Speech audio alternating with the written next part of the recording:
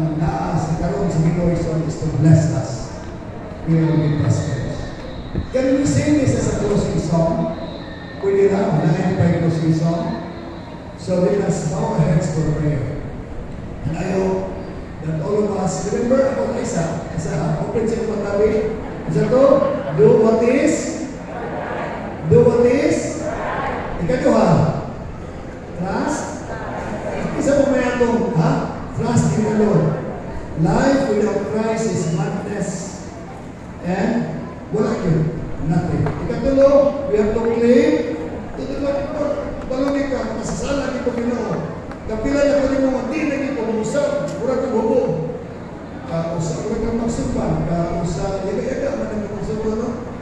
Usap, kata-kata sa pagkat ako ay tao lamang. Balik-balik kayo. Ano gina? Diba? Promoting na isang. Then, number 4, we have to keep the commandments the Lord commanded us.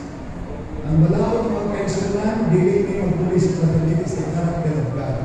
And we have to be thankful that we are sending our heads to prayer. So we'll read this closing song. Okay na? Liguman sa ito closing prayer kasi ganit kanta rin na Pastor, closing prayer na closing song na. Let us bow our heads for prayer. Almighty God, we love you, Lord, that in spite of more than 12 o'clock right now, we are still here enjoying the fellowship as neighbors in heaven, Lord. We thank you that you have unfolded unto us the truth about the blessings for Christians who follow you faithfully, Lord.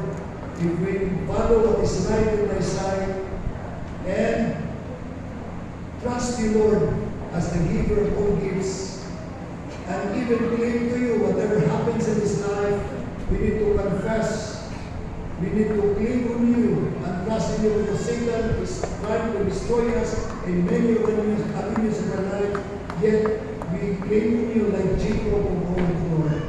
And if we get the commandments, it will keep us safe in our lives, protected throughout our lives, make our lives orderly, and sure of eternity.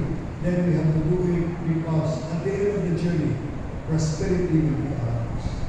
Bless this lovely church and its leadership together, beloved pastor, and also the wife and the members of the church officers fellowship 2025, and all the members and also our council members here.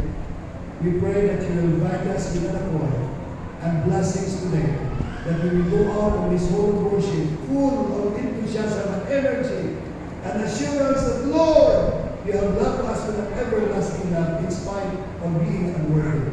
And thank you for giving us peace and passing understanding, fully forgiven from all our sins. Renewed life today as we start the year again, this Sabbath and onwards. In Jesus' name we pray. Amen.